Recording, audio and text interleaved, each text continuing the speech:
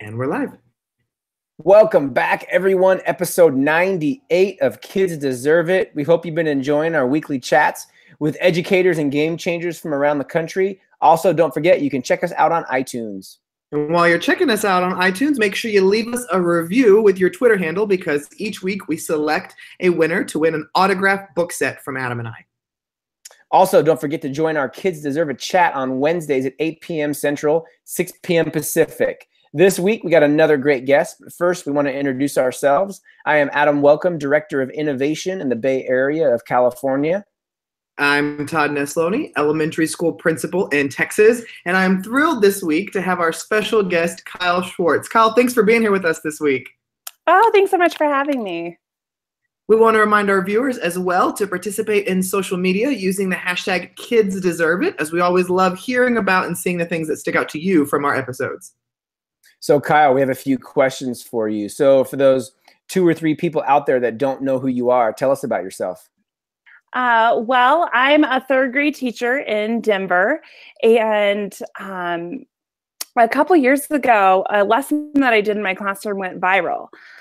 Basically, I just wrote on the board, "I wish my teacher knew," and I had kids fill in the blanks. And so kids responded with, like, "I wish my teacher knew how to do backflips," and "I wish my teacher knew my family." But they also said things like, "I wish my teacher knew I don't have pencils at home to do my homework." So I just took a picture of one of the notes and shared it on Twitter. And from there, I was shocked to see that other teachers across the country were doing this "I wish my teacher knew" lesson with their kids and sharing their experience. And I came to school one morning and there was a bunch of news trucks right outside of our school, and they all wanted to talk about these notes. So that's kind of the story of how the "I wish my teacher knew" lesson went viral. But it's just been amazing to see how just a little lesson like that, a little prompt to our students, is really a gateway into building relationships with kids. Well, and Kyle, I remember when that was on the news and all over everywhere. And I remember I tweeted you out about it. And I don't know if you remember any of that, but I was like in awe about this idea, because it is such a simple idea to do. It doesn't require anything extravagant, any forms of technology. I mean, any of this kind of stuff. But it made clearly not only such an impact in you and your kids' lives, but also in the lives of all these other adults and educators who took this idea and ran with it with their own students. So where did the idea for you even come up with putting that on the board? It actually happened in my first year of teaching. See, I had been doing the "I wish my teacher knew" lesson in my classroom for years, but I had never even told anyone about it. So in my first year of teaching, I just was, looking for a way to connect with kids. I had this feeling that there was like something I didn't know about their lives. So instead of making assumptions, I just asked them to tell me. And then the first couple of years, kids just wrote out the note cards to me. And I kind of used it as information if I needed to check in with a kid or help them solve a problem like not having pencils at home, or, connect with them about how to make friends or how to deal with stress in their life. I did, but the real game changer was when one of my students said, "Oh, I want to read mine out loud to the class. When are we going to share ours?" So we all sat around in a circle and we started, I invited kids to read theirs out. And so kids said things like, "I wish my teacher knew that my parents are getting divorced," or "I wish my teacher knew, I don't know where I'm going to sleep tonight." And they were able to not only share that with me, but share that with the whole class. And to see a community of 3rd graders, gather around each other, support their friends, that was really powerful. And I loved, go ahead, Adam. No, go ahead. I was going to say, I loved the idea because when I read about it, I was still in the classroom as well, and did some things like that with my kids. And it made such an impact after reading what you did and then taking and run with that. And then, as an administrator, being able to take that and same idea and run with it to because I interviewed different administrators and had them saying what they wish people knew, or different parents or things like that. And so I think it's so cool that you as a teacher in Denver can come up with this idea and share it online and impact so many people to do this simple thing that makes such an impact. So for me to you, I mean, bravo, thank you. And that kind of leads, that's why, you know, Adam and I always talk about sharing your ideas online, because that one little idea you shared not only changed your career also and in your life by sharing that with others, but it's changed so many others who have taken that and ran with it too. So thank you. Well, the part of the story I haven't shared with yet is that I was on Twitter for like 2 weeks before this went viral. Like I didn't understand like all the little retweets and hashtags. Like I was not plugged into that space the way some other educators were. So not only did I see like a lesson from my room just explode and go across the country and across the world, but I also saw like, oh, there's actually a community of educators on social media. And you know, when you're in the classroom every day, especially at, you know, like a high needs school like mine, you feel really isolated. And so for me, discovering that social media was a way to connect with other educators, not only just to get ideas for lessons, but to get encouragement, to get inspiration, to challenge my thinking, that has been just so transformational for me. And I'm encouraged to see it happening to other teachers as well. Well, you talked about the community in your classroom that got stronger, but just how about your own professional community, which, I mean, Todd and I, we've written about it and talk about it all the time, just that PLN and how I know it saved my career. I was ready to leave education many, many years ago. And just I went all in on Twitter and social media. And I talk about it all the time, just how there are people out there that want to connect. And like we need to connect. We just can't be on our island. And if we are in 2018, it's our choice. So just you're hitting so many birds with one stone. But you teach third grade. But what was school like growing up for you, Kyle? This is sometimes a shock to people, but I had a very challenging childhood in school, specifically. I had a really hard time connecting with my peers, connecting with teachers. I was like the kid that was always in the principal's office. I never got recess. My name was like on the board with like check, check, check next to it for like talking or, you know, causing a fight or something. So I really had trouble in school. And I never, ever wanted to work in education until I started working in DC public schools as an AmeriCorps member and seeing, you know, school in a different light. It wasn't just a place where I just like got in trouble and tried to get through my day without my parents getting called. It was a place where, you know, real learning was happening and, you know, kids really needed you. So I really, my life would never been projected to be a elementary school teacher, but I'm so glad that it's turned out that way. I love it. So I know that you also have written a book.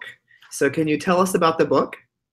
Yeah. So after the lesson started picking up steam, I was just emailed out of the blue by someone, and they said, you know, do you have more to say about education? Do you have more to say about how we can connect with kids? And it turns out I did. So really there was this whirlwind, and in a couple of weeks, they asked me to write a book. So I did. And what my thought process was in writing the book is, one, I wanted it to be like a book that I would want to read after coming home from a long day of work. I wanted it to have tips for teachers, strategies for teachers that real human teachers could use. You know, you don't have to be like a superhero, superhuman to connect with kids. There's things that we can all do. But each chapter really focuses on an issue that could arise through these I Wish My Teacher Knew notes. So chapter 1 is about student mobility. What's the research around that? What's the national context? And then also, what can we do as educators in our own classroom? And there's a chapter on poverty, on trauma, on grief. So it really focuses on issues that come up in all of our classrooms and real tangible ways that teachers can make a difference and connect with kids, even despite challenging circumstances. I love that. So you've written a book. You blew up the I Wish You Knew movement. Kyle, what else are you proud of that you've done in education? You know, I guess I'm most proud of the community that I create in my classroom and how, you know, kids feel safe and valued. And able to be vulnerable with each other and to share the reality of what's happening in their lives. So I think that's really important and doesn't get enough airtime in education.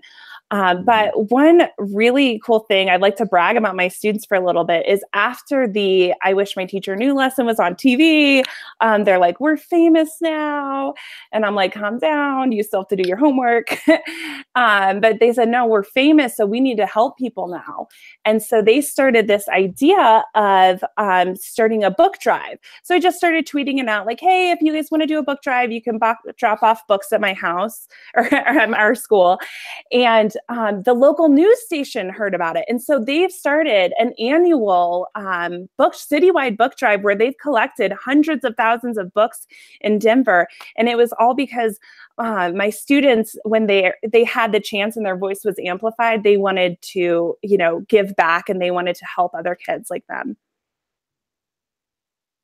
I love that so much. That's so cool when kids take the idea like that and run with it, something different. So, thinking about education as a whole, if you had one wish for education, what would that wish be? Oh gosh, one wish. I guess I would say equity. Maybe that's like a cop-out giant umbrella answer, but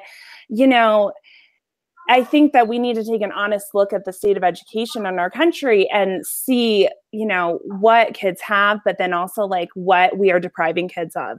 In a school like mine where we have a school nurse one day a week, we've never had a school librarian, we don't have a school social worker, and yet 92% of our kids experience poverty every day.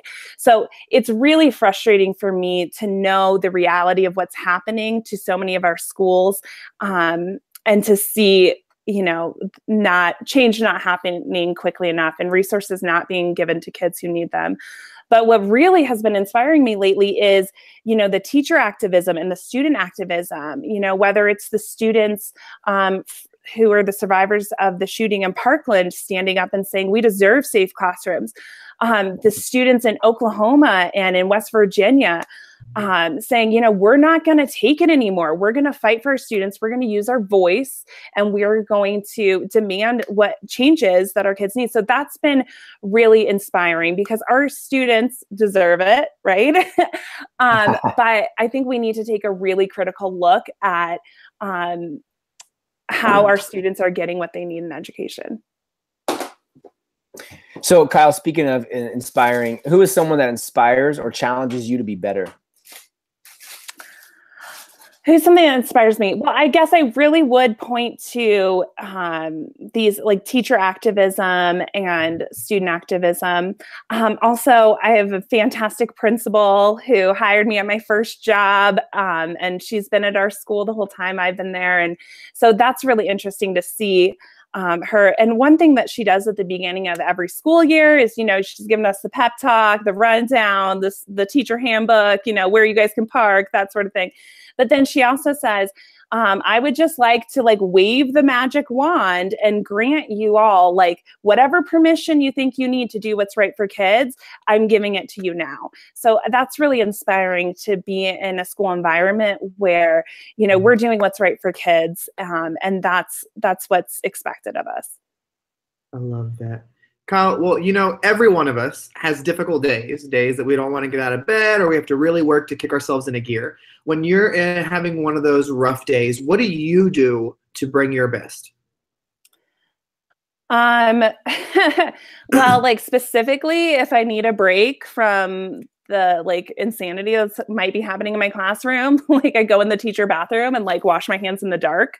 But that might be a little specific. I would say what I need to do, what I do when the world is really crashing down on me, or you're having just an intense day and just everything in the classroom seems like it's on level 10, joy is on level 10, but frustration is also on level 10.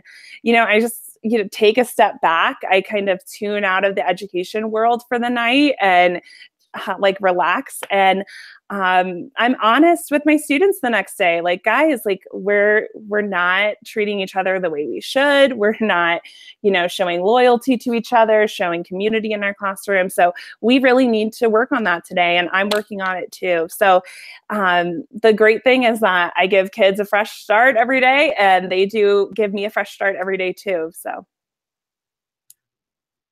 Awesome. Adam, your microphone's muted.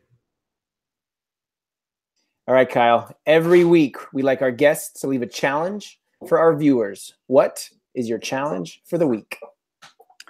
Well, I guess I would just encourage people to try the I Wish My Teacher Knew lesson, to reach out to kids and say, what do I need to know? I think we have so much data in education. We're so focused on measuring and evaluating everything, but rarely do we see children as experts in their own learning. So anything that you can do to have kids reach out to you and help them teach you what you need to know, that's what we could do. So I would encourage everyone to try the I Wish My Teacher Knew lesson. I love that. It's such an easy challenge to do, but big repercussions. Well, Kyle, thank you so much for being a guest on here this week. I've got to meet you in person, and you're just as fantastic as what people see online. So I appreciate you giving us some of your time. Oh, thank you so much. I'm excited to also go listen to all the other back podcasts too. Well, we want to thank everybody for watching and listening. Remember, you can tweet us using the hashtag KidsDeserveIt. Remember that we encourage you to go on iTunes and leave us a review, and make sure you leave your Twitter handle so we can get a hold of you. We have 2 more episodes until we reach our magic episode 100. So we hope that you check those out in the upcoming weeks. Everybody have a great night.